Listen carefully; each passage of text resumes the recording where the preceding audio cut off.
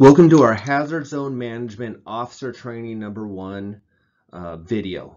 We're providing this video for all of you that were not able to attend our initial Officer Training MCD for the year for our Blue Card program and our Hazard Zone Management program, for those of you that were out on fire assignment, and also as a tool that we could use for our crews that aren't officers to share the new information that all of us are going to be utilizing as we move forward.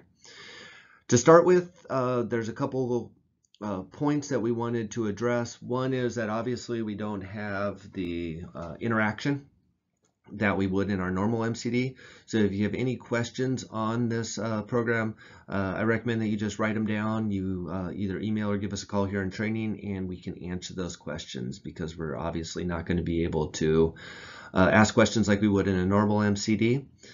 And second is that I just need to start with one disclaimer, that for many of you that have been through the Blue Card training, you listened to, for several hours to the Brunicinis talk about their Blue Card management system. And with their Blue Card management system, they integrated Phoenix's tactics. I just need to make it really clear that this is a hazard zone management program and not a tactics program. And while in the videos you listen to many of Phoenix's tactics, we will not be adopting their tactics. We're going to still utilize our tactics. So much of what you might have issues with when it came to the information that was provided in the videos, I also had issues with. And understand that we will not be implementing Phoenix's tactics. We will be utilizing our tactics. We'll be utilizing the Blue Card management system and integrating our tactics into that. Also understand that Blue Card is sold as a business, and they sell a package. And that package can be utilized in its entirety, or it can be utilized in small portions or variations thereof. So if you were to utilize the Blue Card system in its entirety, you would have to integrate everything that Blue Card offers, all their SOPs, their dispatch system, their BC system, and we obviously have issues with that. There are some portions of that program that we cannot implement, one being the dispatch center. Our dispatch center is not like Phoenix's dispatch center. The officers, the battalion chiefs. We realize that Phoenix sends numerous BCs to every incident, and we don't have that option. So what we did is we took all the pieces of the Blue Card system and we looked through them. We looked at what is applicable and what is not applicable. And in this session, we are going to talk about the pieces of Blue Card that we are going to be utilizing. And we'll also probably address the pieces of Blue Card that we're not going to be utilizing. But understand that it's not a tactics, and we're not implementing every portion of that was presented in the video, just because it's not possible. So this is session #1 of 4 sessions. So this first session, we are going to talk about terminology and a general overview of the Blue Card system, or this hazard zone management system. The second session is when we're going to start implementing simulations. Blue Card calls this sets and reps. Sets and reps are very similar to many of the ways that we learned how to either throw a football or a baseball or play an instrument. It's that we learned through repetition, and that's what the simulations are. So our second session is where you're going to come in here and we're going to do numerous repetition simulations with initial radio reports, our initial report on conditions, 360 reports, and how to assign a first alarm assignment on basic occupancies. In our third session, we're going to continue that simulation portion, but we're going to add those more complex occupancy types. And on our fourth session, that's where the actual benefit of Blue Card comes into place, where we are going to do the certification, where each of you will become a certified incident commander. How that occurs is that you are once again put in front of a simulation, and you run various roles, whether you are the first due engine captain or the first battalion chief that arrives on scene.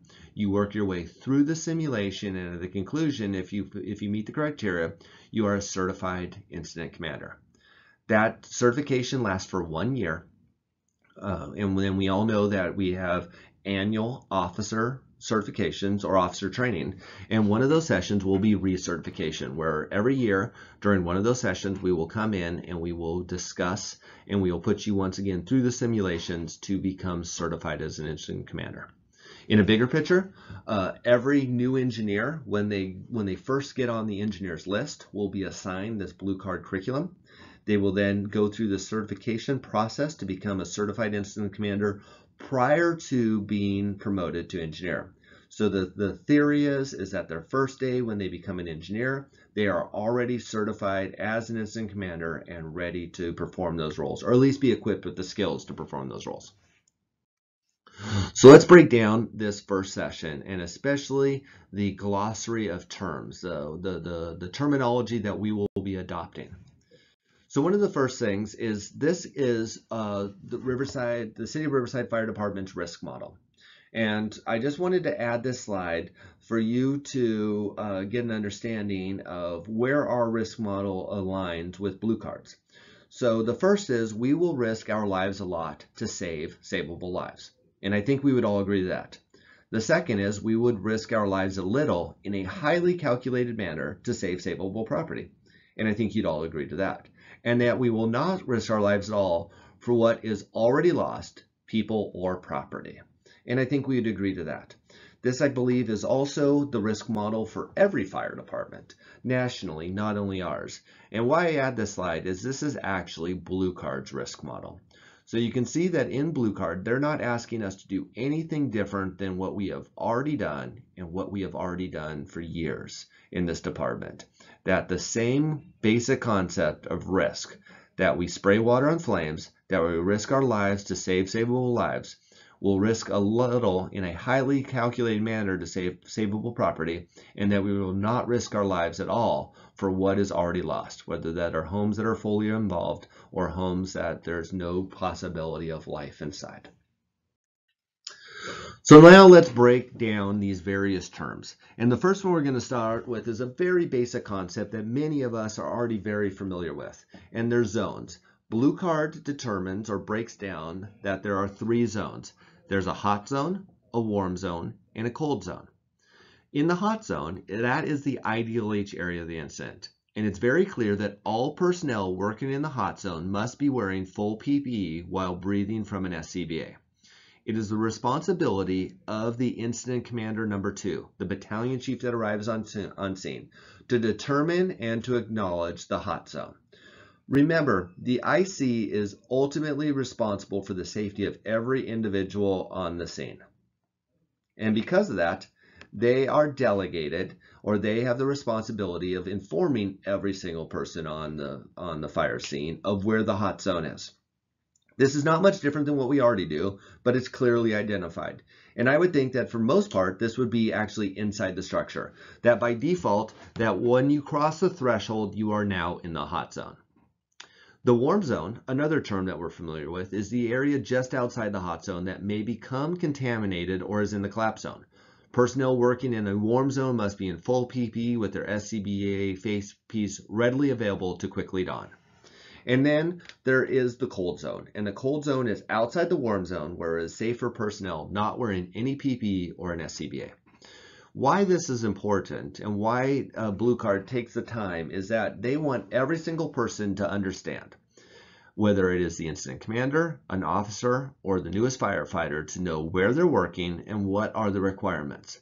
If it has been deemed the hot zone, you will be on air breathing air. It will stay the hot zone until the incident commander deems it the warm zone.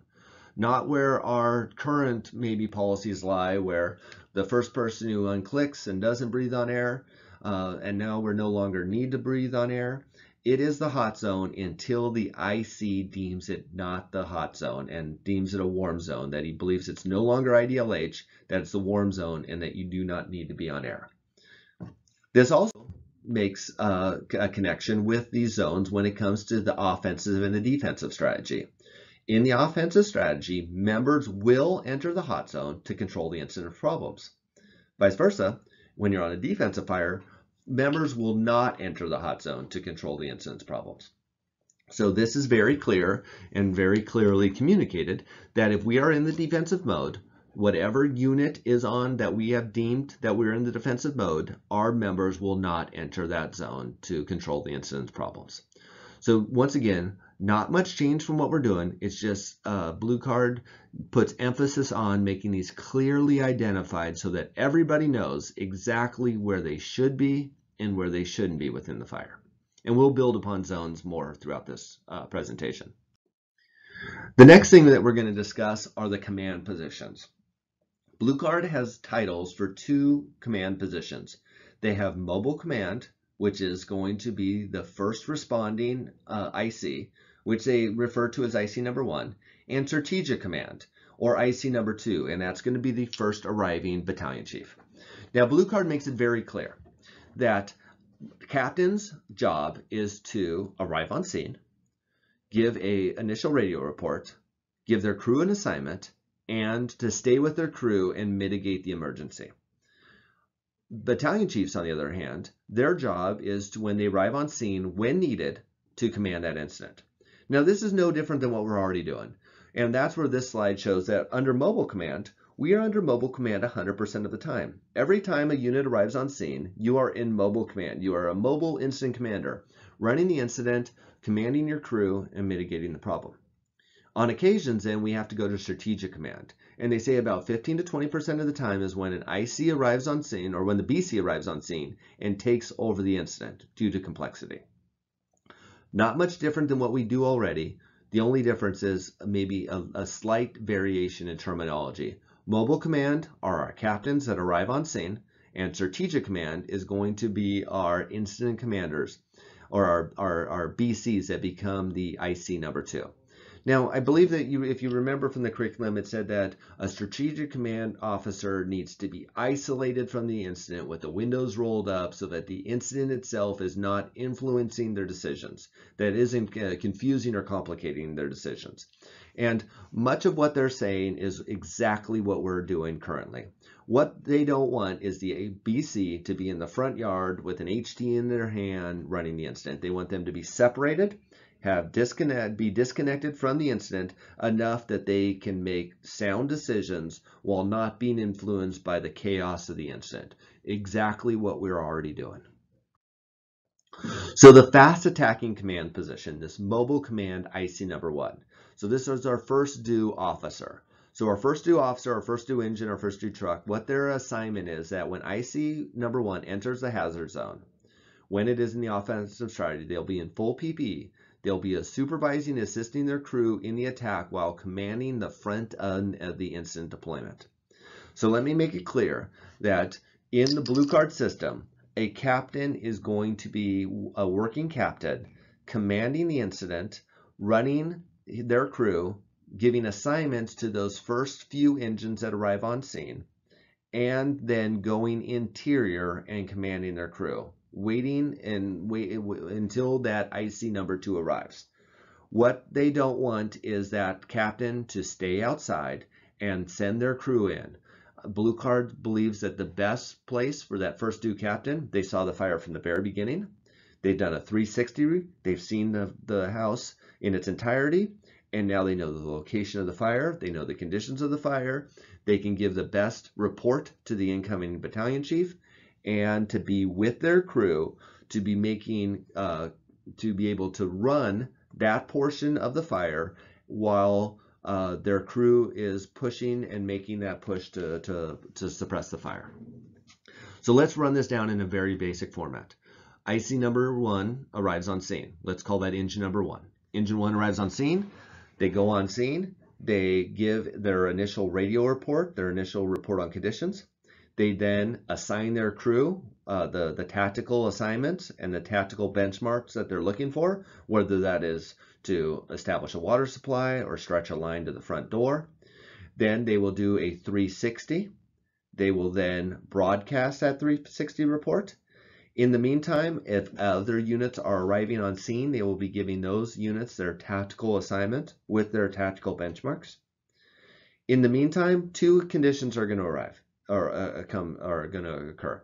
Either the IC is going to arrive on scene, the BC is either going to arrive on scene, or the BC is going to be delayed. If the BC is going to be delayed, they are going to contact that initial incident commander and tell them that they're going to be delayed. In the first scenario, where the BC is arriving on scene, the IC number 1 is going to give a brief rundown to IC number 2 of where the resource has been assigned. IC number 2, the battalion chief, is then going to acknowledge that information and assume command of the incident. At that time, the IC number 1 then retains their unit identifier, whatever it is, engine 1, and will join their crew and work to meeting those tactical benchmarks that they initially were assigned. The battalion chief at that point will then run the remainder of the incident. In our second scenario, where the BC is delayed, IC number 1, the one under mobile command, engine number 1, has a decision to make. Based upon the fire conditions, do they go interior with their crew, or would they then transfer command, go on fast attack, and allow the second due captain of the second due engine to be mobile command until strategic command arrives? Blue card would recommend that second scenario, where they would transfer command, they go inside with their crew, they run their crew, and the second captain is now mobile command, assigning the resources until strategic command arrives. Remember, a fire captain will always be in mobile command until being relieved by strategic command by a battalion chief, where you could have that strategic command position across the strait. Now, there are a lot of what ifs and questions to be asked and once in a lifetime scenarios that definitely we will need to address. And those would all be great questions that we will address not only in informal sessions, but also in our formal sessions to come. So now let's look at our report on conditions. And remember, our report on conditions is something that we are going to build upon in our sessions number 2 and 3 when we're doing the sets and reps. Especially our session number 2, which is going to be entirely built upon utilizing this report on conditions. So the blue card report on conditions is going to be a slight variation of our existing SOP on report on conditions. The components of the blue card report on conditions is that you identify the building and the area description, the problem description, the location of the problem, the initial action plan, the strategy, the resource determination, and that you are going to assume and name command. Now, one of the things that Blue Card is built upon is common communications, that every report on conditions is exactly the same. You can understand how this builds directly in to the incident command system, and especially our fire scope system. Remember that fire scope was initially developed so that we would all talk alike on emergency incidents, and Blue Card just enhances that to a much greater extent. Our report on conditions is something that is going to become very formatted and very structured, with every report on condition being very similar. So let's break down a few of these portions, knowing that we're not going to sit every section of these, because this is what we'll spend a lot more time during session 2. But when it comes to that first component, building size, remember, Blue Card once again wants to make everything standardized, that a large building is the same in 7's district as it is in 1's district as it is in 10's district. So to make that standardization, they base it not on the size of the occupancy necessarily, but based upon that hose pull. And remember, it was all based upon that initial hose pull, that initial attack, 200-foot pre-connect. How much of the occupancy is it able to cover? So in a small occupancy, it's able to cover 100%. In a medium, 75%. A large, 50%. And a mega, only 25%. So not only does this standardize the size of the building, but it also gives the units that are still arriving on scene a much more clear picture of what their potential assignments are going to be. As an example, if you are arriving onto a large size building, and in the original engine gave a report on condition that it's large, you know that that initial line's only going to be able to hit 50% of the inside of that structure, which means that there's a likelihood that we're going to need to pull a separate line from a separate side of the building. Whether it's if they pulled to the Alpha side, we might need to pull a line off the Charlie side. So what that does as a second due unit is you're already thinking one step ahead. How do I access the Charlie side? Where is my water supply on the Charlie side? Will they need a second line? So all of that is that standardized kind of concept that Blue Card wants to push when it comes to building site. Another standardized description is the problem description. When we arrive on scene, our fire is going to be one of 4 different types. There will be nothing showing, not much different than what we have. On a nothing showing fire, obviously you hear that. Most of our rigs are going to probably level 1 and stage and wait for that initial officer to determine what they have before there's assignments given. The second is that there's light smoke. Light smoke is going to be light smoke out of the front door, out of a window, out of the eaves. Once again, that officer is going to need to get on scene, see what they have before additional assignments are given. Working fire. Working fire, kind of a clear definition of a working fire is a fire in which that we're probably going to need to utilize the entire alarm, and a line is going to be stretched from the engine into that structure in order to suppress it. And then the final problem description is when we are experiencing defensive fire conditions. Defensive fire conditions, and obviously the step from that is that we will be under a defensive strategy. Steps, which takes us next to something that will be new for us, is actually declaring whether we're in the offensive or in the defensive strategy. Now, Blue Card is built upon the concept that we need to take a second to step back, detach, and ask ourselves, do we actually need to put firefighters in harm's way to put this fire out? Do we need to be offensive or defensive? What Blue Card doesn't want us to be is default offensive. They want us to take a step back, and if the step back is only momentarily for a second, and ask ourselves, is there any savable property? Is there any savable lives? And if there isn't, we need to be in the defensive strategy. If we believe there is savable property or are savable lives, we will be in the offensive strategy, and we'll declare that. Now, there's various other portions when it comes to our report on conditions, and we'll go into much more great detail of that when we go into our session number 2. Another component that's new with the Blue Card system is a follow-up report. And a follow-up report is that 360 that we've always talked about. But what Blue Card wants us to do is actually transmit that that follow-up report. So we arrive on scene, we've seen the fire for just a split second, for several seconds, we've looked at it, and we're getting on the radio and we're giving our initial radio report. Now we're going to hop off the rig, we're going to attempt to do a 360 if possible, and then we are going to rebroadcast that follow-up report now that we've seen the fire for a few more seconds, and we can maybe even add some enhanced information before we make entry into that hot zone. So the components of our follow-up report are the results. And that's just simple as, were we able to accomplish our 360 report? We know that for most homes, people build their homes so people can't do 360 reports. You build walls, you put fences up so that you limit that. But what we're asking the officer to do is just stick their head over the Bravo side, stick their head over the Delta side, and at least get a look on those 2 additional sides of the structure, and then to report.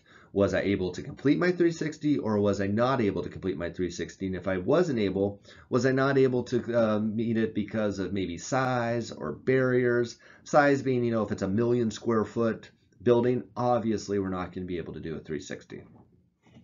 The second is we're going to confirm the stories from the Charlie side. So are the stories that I'm seeing on the Alpha side consistent with what I'm seeing on the Charlie side? Is it a split level where it looks like a single story from the road, but when I go to the Charlie side, it's actual multiple levels? The third thing is what we're going to call footprint confirmation. Now, this might be a little different than the curriculum. In the curriculum, it was all basement driven, that you would go and confirm if there was a basement or not. Obviously, we don't have that, but although we do have basements or some basements, what we want to do and more is to confirm the footprint. So does the footprint actually match what it looks like from the front yard? Does it look small from the front yard and actually in the backyard it's still a small structure? Or would this be a type of an occupancy that we often encounter where there's multiple additions on top of additions on top of additions, where the footprint in the front maybe looks different than the footprint in the back? The third or the fourth is that you're going to reconfirm the strategy. So now that you were able to see all 3 sides or all 4 sides of the structure, is there still savable life or savable property, and are we still in the offensive mode or are we in the defensive strategy? And then finally is accountability location. Blue Card puts a huge amount of emphasis on accountability and keeping track of our resources. So accountability tags are going to become a primary way that we're going to track accountability, and all units are going to take their accountability tags to that first due unit that the officer then acknowledges where that accountability location will be. Chances are it will always be, likelihood is that first due engine, probably on the seat of the captain's seat. And every rig is going to drop down their accountability tag until the incident commander, number 2, the battalion chief, arrives, and at which time the IC is then going to, IC number 2, the battalion chief, is going to collect all those accountability tags and is going to use those accountability tags to track resources. Understand that accountability and resource tracking are one and the same in the Blue Card system. It is the incident commander's responsibility to know where crews are at any given time, where they are, not in general sense, but the exact location, which floor, what division resources are in case there were to be a mayday.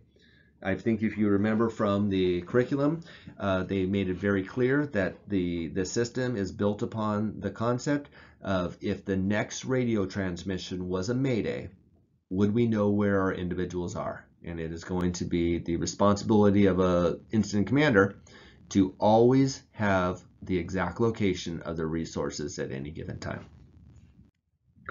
So let's look at our offensive tactical priorities. Once again, this is just a slide that's added to show that there is no difference between what Blue Card does and what we do already. The number 1 priority on any fire is going to be fire control. Now, we understand if there is a rescue component, obviously that is our life hazard threat. But we need to understand that if you put the fire out, that everything becomes better, both for the firefighters and potential people within that. Within that building. The next thing we need to do is do a primary search. We know that in order to do anything additional, you need to ventilate the interior of the structure. Once we ventilate the interior of the structure, we can then perform a secondary search to ensure that there's no one inside the building. After that, we move to loss control. Loss control is just a new word for overhaul, but loss control encompasses everything, whether it is overhaul, salvage, damage, or repairing any of the damage. That is loss control. And then the final component of our tactical priorities is firefighter decontamination. Blue Card puts a very large emphasis on firefighter decontamination. They understand that the most dangerous thing that you do on a fire is take the fire home with you. So firefighter decontamination is now a tactical priority, and it's an assignment in the Blue Card system that you are going to be assigned decon before you're being released. Rather than what we do right now is just being assumed that it's occurring when you're released, you actually assign decon and then get released. And we'll talk more about that as we move through these slides. So let's now talk about the fire control timeline. So here are some terms that we are going to try to meet as we work through as we arrive on the fire. So the first is that you arrive and you have a working fire. So this incident will require at least the commitment of all units dispatched on the original assignment. So we have a working fire. When we have a working fire, the first thing that we're looking for is knockdown. Knockdown is when the main body of the fire has been controlled, but the 7 sides have not been verified for extension. Once we verify the 7 sides for extension, that's when we deem the fire to be controlled and you've reached fire control. Incident control is when we're working towards all our tactical benchmarks have been achieved and no more resources are going to be required. So when you hear that an incident is controlled, is we've met our benchmarks, so we're still overhauling, but most importantly is that the resources that we have on scene are sufficient. And then finally, we get to the point where incident is terminated, and that's where all of our tactical benchmarks have been completed, the ICS system has been terminated, and resources are released. So we go from arriving on scene to a working fire, we achieve knockdown, the fire is controlled, incident is controlled, an incident is terminated. And that is our timeline that we're trying to achieve. Once again, no different than what we're doing right now, just with a slight variation of terminology. And remember, terminology is key in this blue card system so that we are all talking alike.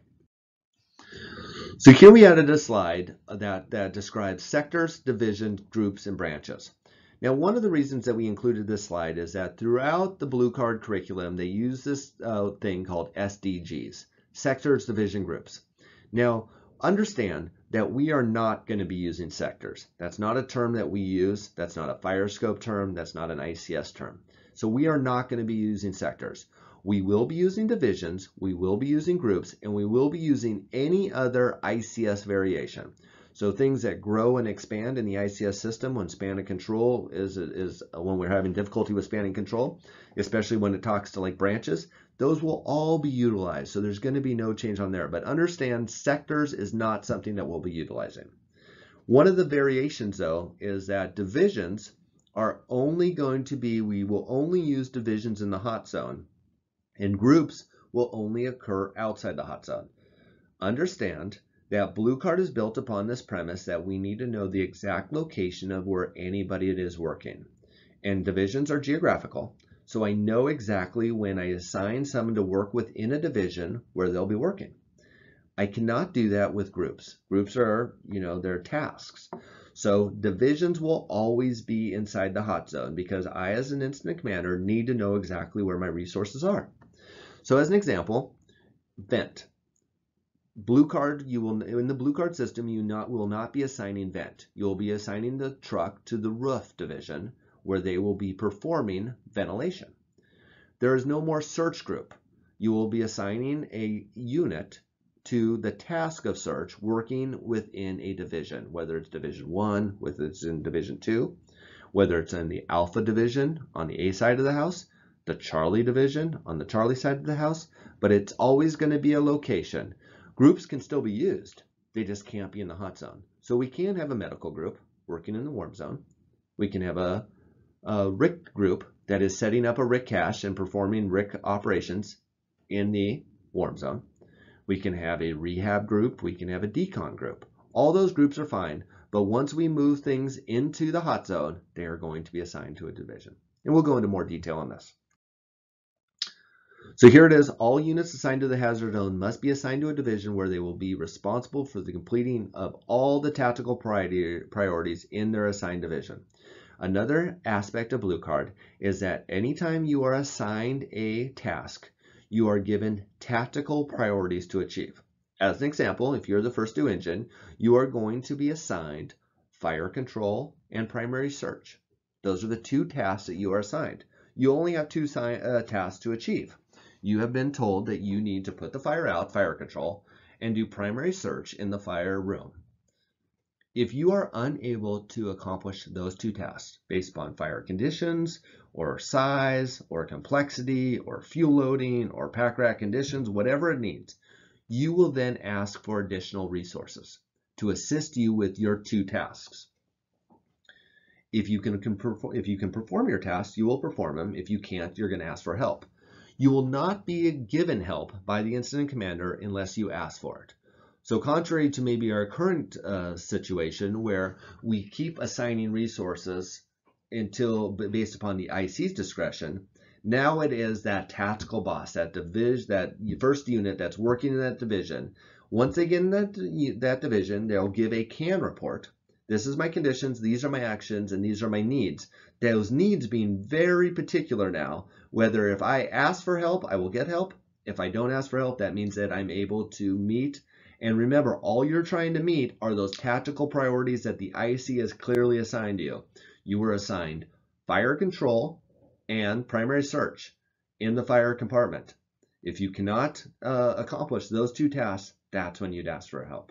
And once again, this is something that we'll build upon in sessions to come. Now, if the complexity allows it or deems, we will always add the ability to add a division. So as you can see in this slide, you have the incident. You have an incident where it looks like there's fire in multiple of these storage sheds. So let's say, for simplicity, this is the Alpha division. So you know that you're going to have put in companies in each one of these divisions. You might have vent over each one of these divisions. You might have loss control in each one of these let me say not divisions, but in units, in each one of these storage units.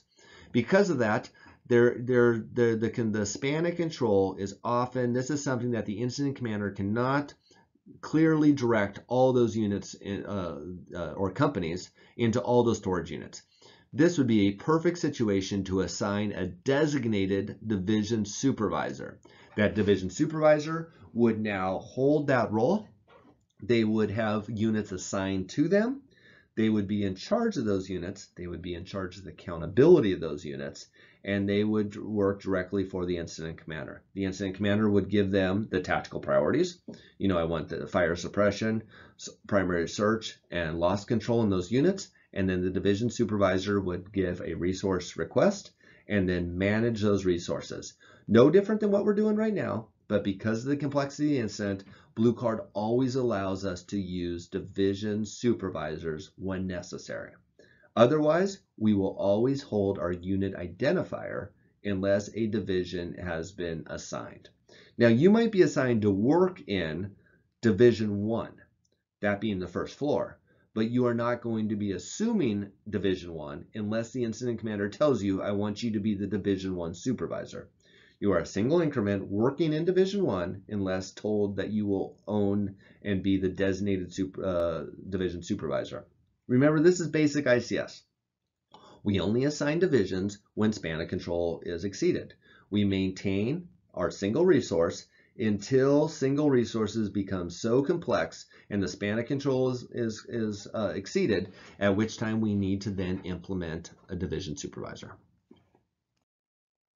So initial versus reinforced hazard zone operations. So just to clarify what we just talked about, when resource requirement or the hazard level within the division escalate, the IC must upgrade the division officer position by transferring it to a person whose sole function is to serve as the tactical boss for their assigned area.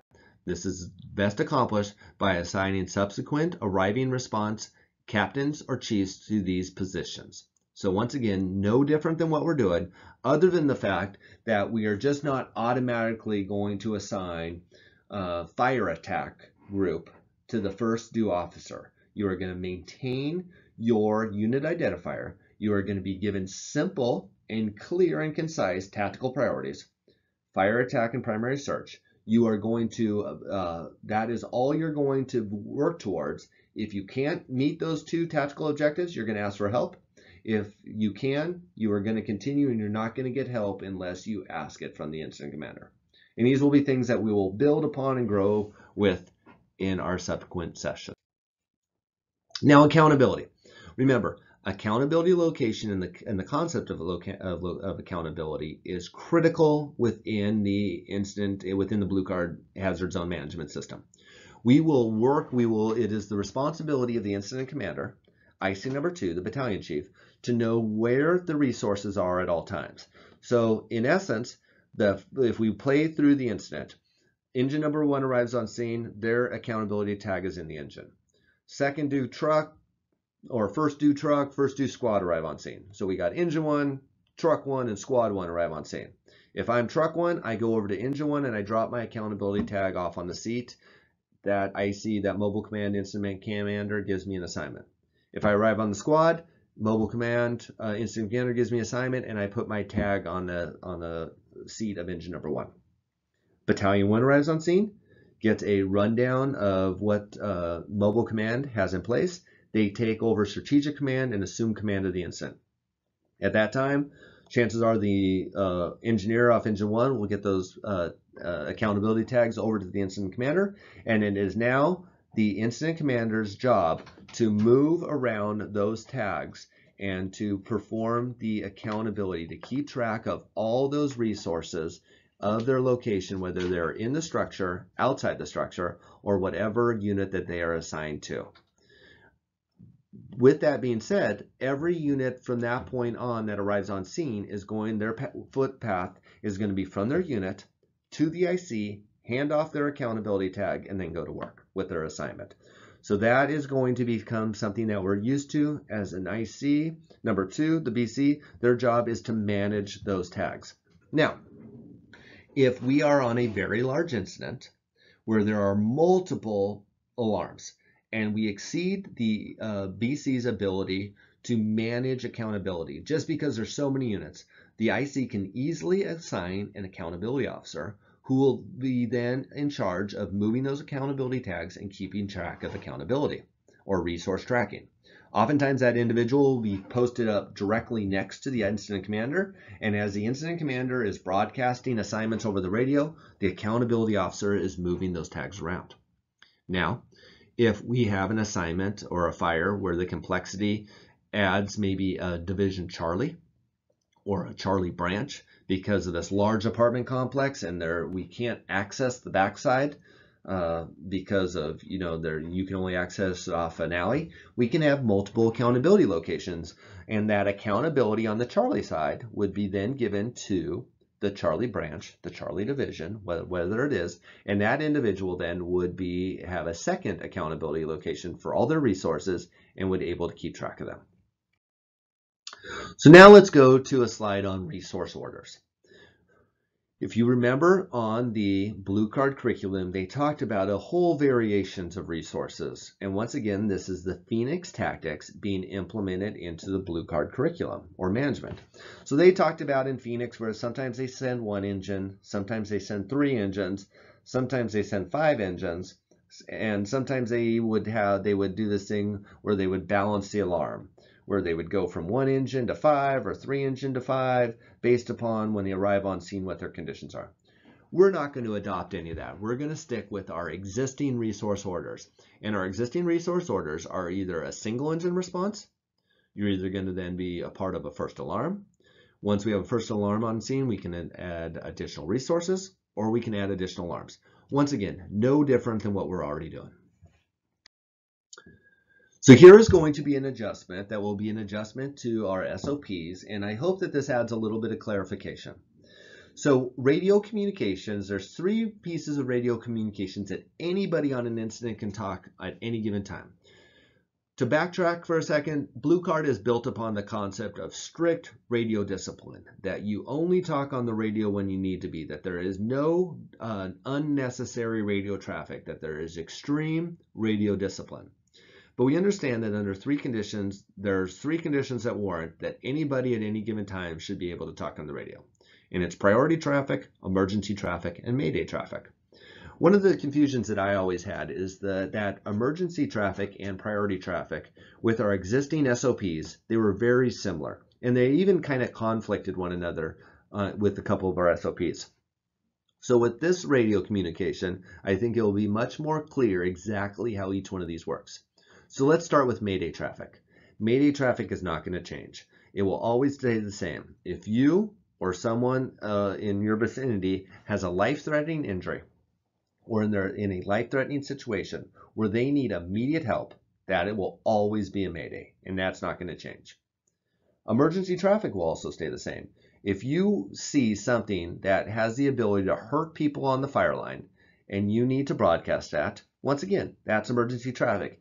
If we have down power lines in the Charlie branch, then it would be you need to broadcast, engine 1 with emergency traffic. We have down power lines on the Charlie side of the structure. That is emergency traffic.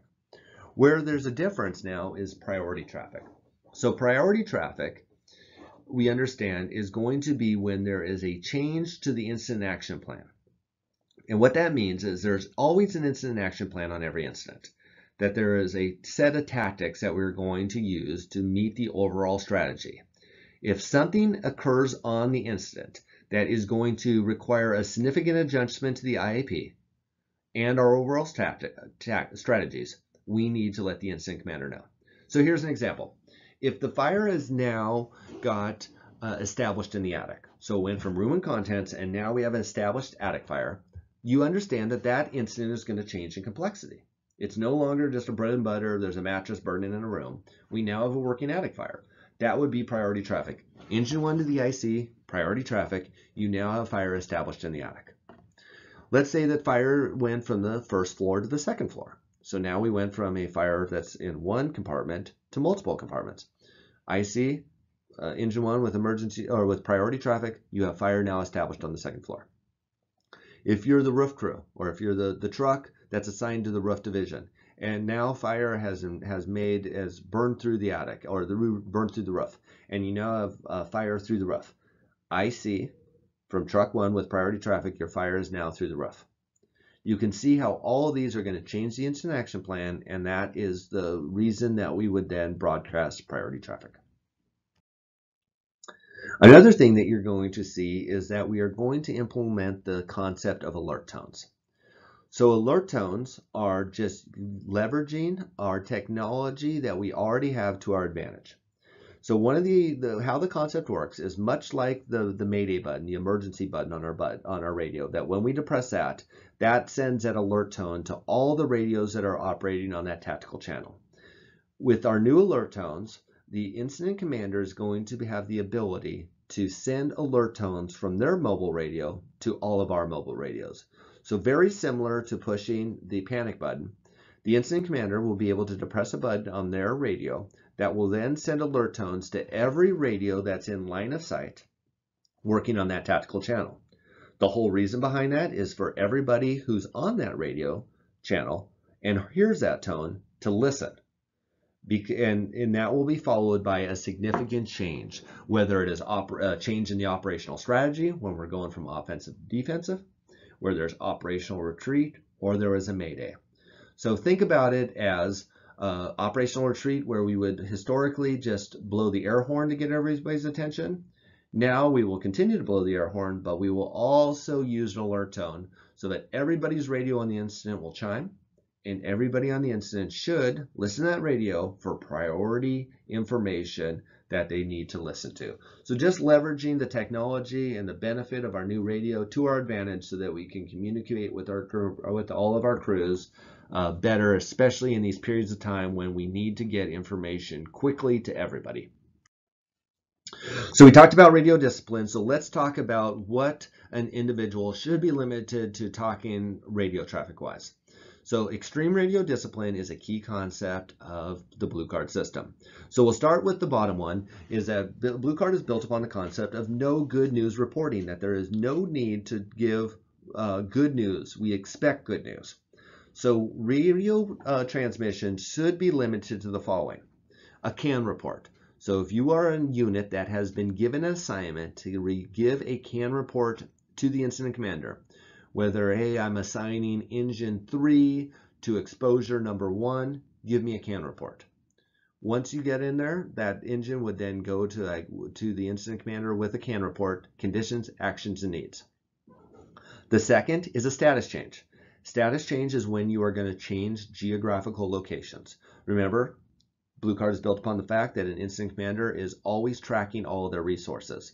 And in Blue Card, we are going to stay as crews. We're not going to single individuals moving in and outside of the structure. So a status change would be, let's say engine 4 is working on division 1 and their assignment is loss control. They're doing loss control on division 1. One of the members of their crew is now on vibe alert, and we need to do what we're going to call that they need to recycle. That they need to recycle out and get a new cylinder. They would then contact that officer. Engine 4 would contact the incident commander and say engine 4 needs to recycle. The incident commander would then say, very simple, recycle to deck, recycle back to your assignment, recycle to release. But that is a status change because they are going to be moving geographical locations. The next is when tactical priorities are achieved. So if your assignment was fire control and primary search, and you've achieved knockdown on the fire, and you have a clear on primary, you would then contact the incident commander. Engine 1 has knock on the fire, and we're clear on primary. You're now telling the incident commander that your tactical priorities are achieved. You're not going to do the good news that, hey, we have the fire, it's located to a single mattress. That's the good news that we don't want. We don't want the radio discipline on. We want clear and concise that you have knock on the fire, that you're clear on primary, and that if need be, there's a CAN report that follows where there's a need for ventilation and an additional crew for loss control. And then, like we talked about before, any individual at any given time can get on the radio and give priority traffic, emergency traffic, or mayday traffic. So status change is just a message to the IC informing them that a unit is moving from an assigned location to a different geographic work location or exiting the structure to recycle or rehab. So fairly clear. Our tactical level, remember that every unit is assigned a tactical level assignment. At this level in the incident organization is managed by division supervisors or that individual unit. When the IC assigns companies to an operational area, the officer in charge of that area is responsible for managing the companies assigned to the division and completing the tactical priorities. So when we have assigned division supervisor, they are going to be assigned all the tactical priorities within that division. The tactical level responsibilities for an officer assigned as the division supervisor will be the division plan that matches the IC plans, the risk management in the division, complete the tactical priorities in the division, their position always matches the conditions in the division, and that they're implementing and managing a division IAP. So just like if we went back a few slides to that set of storage units that were on fire and we assigned a division supervisor, from the IC, they're going to get clear direction that, I need the fire suppressed, I need fire controlled, I need ventilation, I need primary searches in all those occupancies, I need a secondary search in all those occupancies, and I need loss control. It's that then that division soup is able to manage all those tactical responsibilities, utilizing enough resources and to meet those benchmarks. Exactly what we are currently doing when we assign a dedicated division supervisor. So let's now talk about our tactical priorities on an offensive fire. So we arrive at a working fire. The first thing that we want is knockdown. That will be something we'll communicate. We have knockdown on the fire. The next tactical priority is fires under control. That is when we have checked for extension. So we are under control. The next is all clear. That we're going to, our primary search is all clear on a primary search, and then loss is stopped. Loss is when the loss control and property conservation, when we have achieved that overhaul, that salvage on a fire. So we want to get knocked down on a fire. We then are going to communicate when it's under control, when we have an all clear on a primary and all clear on a secondary, and loss is stopped. Our tactical priorities for a defensive fire changed a little bit. Remember that we need to define our hazard zone.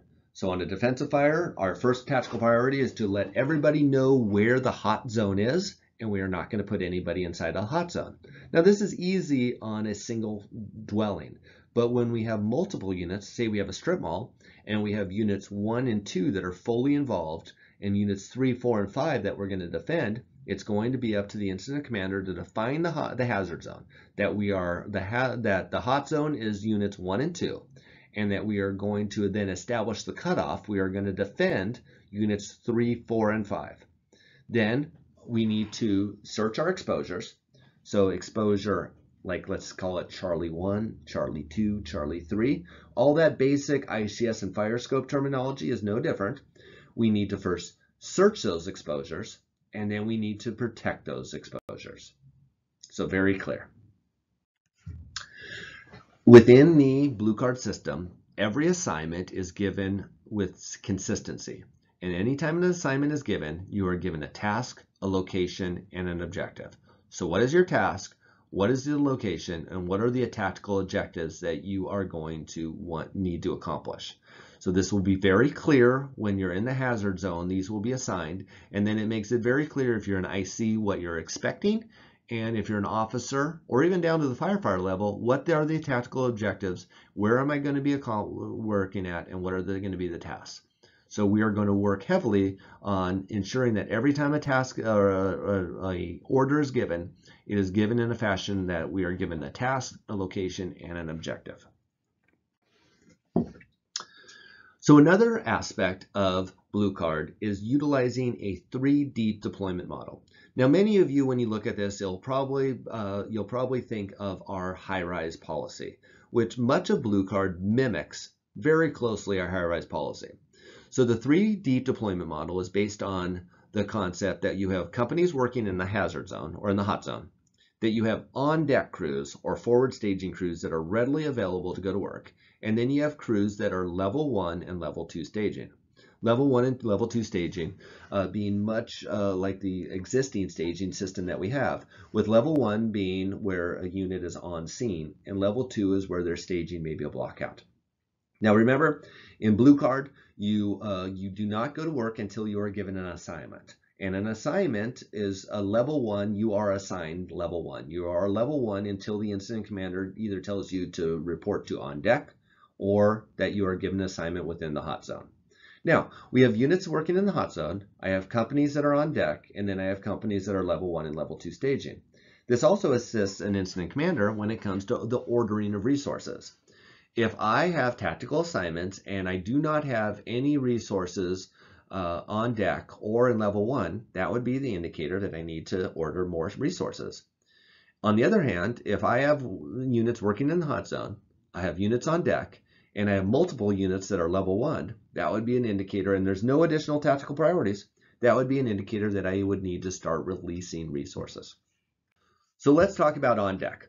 On deck is where it's the deployment allowed as that would be that forward that forward unit that is on deck ready for an assignment. Now in the Blue Card curriculum, they talked much about how the on deck was also the RIC team, and that the on deck crew options is that they would primarily be the RIC team unless they were assigned otherwise. Now we understand that this doesn't necessarily fit our existing RIC model. So this is how we are going to operate. We are going to operate with the option or with the ability to have a dedicated RIC team. If conditions warrant, a dedicated RIC intervention crew can be assigned, a RIC group, positioned in the warm zone. When conditions stabilize, the dedicated RIC team can be reassigned to deck along with RIC responsibilities. So let me clarify this. First due engine arrives on scene, fire control and primary search. The truck arrives on scene, they're assigned roof for a roof report. The second due engine arrives on scene and they are assigned RIC. They are going to pull a RIC strip. They're going to set up their RIC strip or their RIC cache, probably in that adjacent location right next to where our on deck would be. They are then going to do whatever RIC responsibilities are needed, whether it is softening the structure, throwing an additional ladder. They are going to be the RIC group that is working in the warm zone. During that escalating period of time during the fire, when things are still burning and there's a need for a RIC team, they will then stay as the dedicated RIC team. We understand that on most incidents, the need for a dedicated RIC team is only going to last 15 to 20 minutes. After 15 to 20 minutes, we've either knocked down the fire and we've checked for extension, the fire is controlled, or the fire is now we're going to be in the defensive strategy where we're going to pull units out, and because the fire we haven't been able to knock down and it's now going to burn to the ground and be in defensive. Once we've reached that period of time where we do not need a dedicated RIC team, we will then undedicate that RIC team. That RIC team will now just move into the on-deck position and then they can be utilized throughout the incident, but we will still have a RIC cache there. So in later states of the incident, if we were to need a RIC team in the later states, that on-deck crew then could rapidly become the RIC team and utilize them in the later stages of the fire when we would typically not need a RIC team. So during the dedicated, let me take that back, when we have those heavy fire conditions, when we need a RIC team, we'll have a dedicated RIC team. When we then later in the stages, when we don't need a dedicated RIC team anymore, we can undedicate. They can become put into the mix of crews that are rotating in for assignments, but we will still have that RIC cache right next to the on-deck crew. So if any time we did need a RIC deployment, we could rapidly send a RIC crew and go to work. So level 1 versus level 2 staging. Level 1 staging is in essence going on scene. That's what we would do right now, and instead of going on scene, we will level 1. So you will go on scene on our command channel to our dispatch center, and then we will switch to our TAC channel, and we will go level 1 to the IC, and as simple as engine 4 is level 1. We stay level 1, which is just on standby, we're going to spot our rigs where we always do. First do spots for fire attack, leaving room for the truck. All additional rigs will kind of work their way into the workable area. And you are level 1 until you are given an assignment. The engine number 1 or the BC will then respond directly to that unit, acknowledge that they're level 1, or give them assignment. You will stay level 1 until you are given an assignment. There's just no straight going to work. And it is going to give that incident commander the time to see what they have and what they need prior to being assigned. Now, level 2 is almost exactly what we use right now for in our wildland instance and our high rise. Level 2 is no different than our existing level 2, and it's mostly based upon span of control. When the IC is getting so many resources that they're not able to quickly enough assign those resources, they can level 2 the resources, which is just stage a block out. Oftentimes, when you level 2, like if an IC were to order multiple alarms, a second and a third, with that they would be given a location. I want these resources to stage a block out. They would level 2, and then they would stay level 2 until they are until someone, the IC designates them to come into level 1, or if they're released. If the IC should designate a staging location, and there can be a short-term staging area manager that can take the role of keeping track of the rigs that arrive level 2. Understand the IC is going to be overwhelmed at this point because there's so many rigs arriving. They're not going to keep track of all their level 2. So the first due engine is typically the one who's going to be that initial staging officer. Remember, level 2 is going to be short-lived on most incidents, where that individual isn't going to be an official staging area manager. They're just going to quickly keep track of the resources. If the IC calls, hey, what do I have in level 2? They'll broadcast back and say, hey, these are the units you have in level 2. And then the IC would then, send them to level 1. If this is going to be a long duration incident, then the incident commander easily has the ability to assign a dedicated staging area officer, much like we would see on a major wildland incident or maybe a major high-rise incident. So basic ICS, you are either assigned or unassigned. So you're unassigned when you're staged, when you're rehabbing, or when you're rehabbed and ready to be reassigned. You're assigned is when you're the first unit to the location, when you're assigned to a division and group, when you're on deck, or when you're recycled. And we'll go into a little more detail on those other two terms. So one of the concepts that was highly debated and there was much argument about was this concept of vertical ventilation. Once again, this is Phoenix's tactics. Phoenix does not believe in vertical ventilation, and they were pretty adamant in that in their videos. Once again, we are not utilizing Phoenix's tactics. We are utilizing our existing tactics. So there will still be vertical ventilation. Now, let me run you through the way that our chiefs, our operations chief, and our battalion chiefs would like to see this ran. A truck company, when they arrive on scene, is going to be assigned roof division. Remember, no longer vent, because we want to assign them to a geographical location. That truck company is then going to transmit a roof report to the incident commander, whether based upon the conditions of the roof, the soundness of the roof, and if there's any fire through the roof. There will be a very structured roof report, and there will be a commercial roof report and a residential roof report.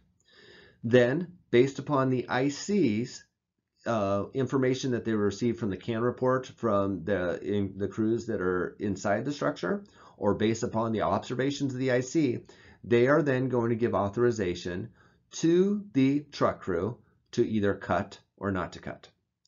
I oftentimes think that there's going to be 3 scenarios. The first scenario will be on the far extreme is where there is no smoke showing or very little smoke showing.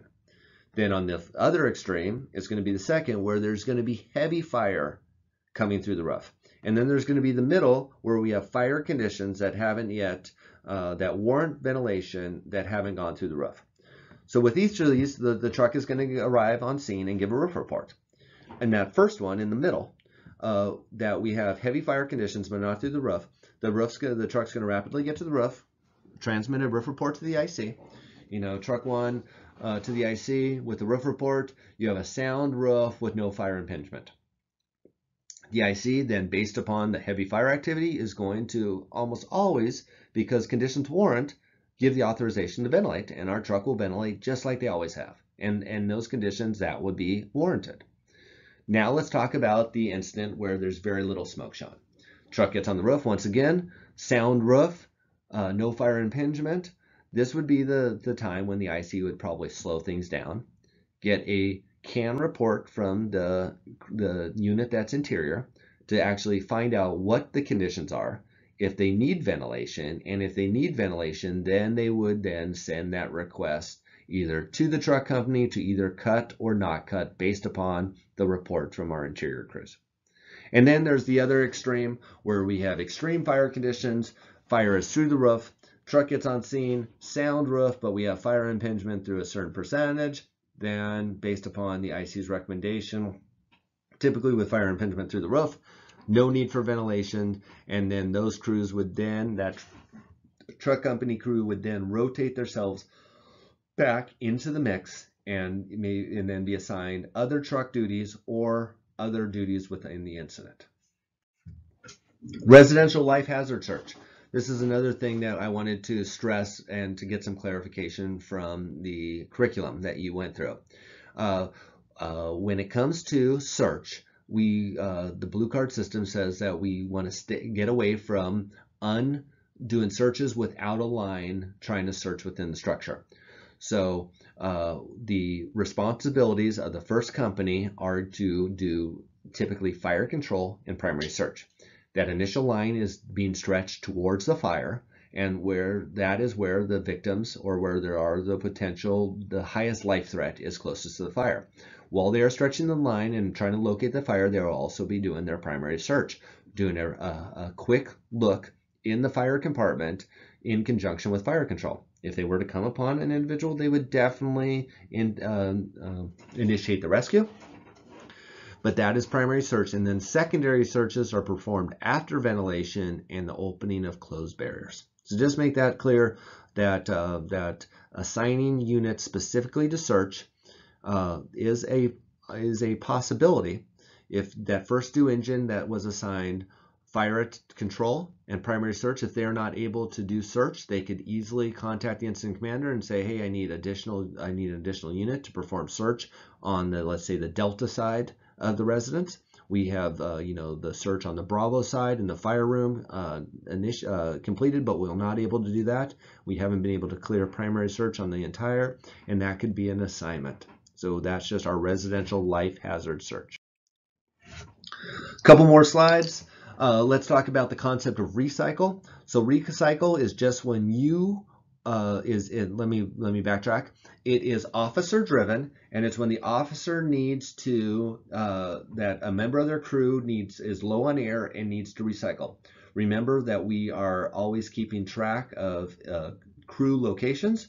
So the officer would then make contact to the incident commander indicating that their crew needs to recycle, which means they need to go outside, get a fresh cylinder, maybe a quick drink of water, and they are back to work. They are still in service. They are still assigned. They are not, this isn't formal rehab where they're going to be out of service for a period of time. This is a recycle. It is up to the incident commander to determine, based upon typically like weather conditions and heat conditions, how many, the recycle rotation. Are we doing 1 cylinder, 2 cylinders, 3 cylinders?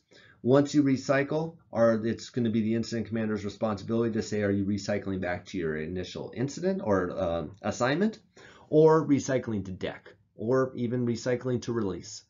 So that's recycle. Rehab, on the other side, is a formal assignment where you are going to then, where crew members will be medically evaluated, rehydrated, and replenished. This is an out of service. This is where people will be outside PPE, so this should be in the cold zone. And this is an assignment. Now, this could be for a period of time. There could be an actual formal rehab group assigned. Let's say that it's one of these super hot days. The incident commander has assigned the squad to rehab. They are going to be taking vitals, and they're going to ensure that everybody's within some sort of workable limits once in order to release from rehab. It can be on a clock that every rig assigns, or every crew that comes in is going to rehab for 15 minutes. And then once you get out of rehab, you are unassigned and you're going to get an assignment from the incident commander. And then final is decontamination. And once again, this changes from what we might have been accustomed to. That decontamination is an assignment that once, if you have been in the hot zone, you need to be decontaminated, gross decontamination. This could either be by the crew, or if we have we have a lot of people that were in the hot zone and there's heavy, a lot of people are extremely dirty, heavy loss control, that we could assign a crew that they will do decontamination to an individual that is part of it, and that's a part of an assignment, and that you will go through decon before you are released. So this just emphasizes our clean cab policy, our decontamination policy, and ensuring that everybody is being decon prior to the release. So that is the end of this presentation. I can ensure that, with the lack of ability to ask questions, there's probably numerous questions. Once again, if you have questions, you can contact any of us at the training division. You can write them down. You can email us, and just understand that there will be much more training to come. There will be much more information released. We just wanted to get this information out for all of you that missed the training or weren't able to attend. So thank you. Bye for now, and I look forward to us having more training on this new incident management system.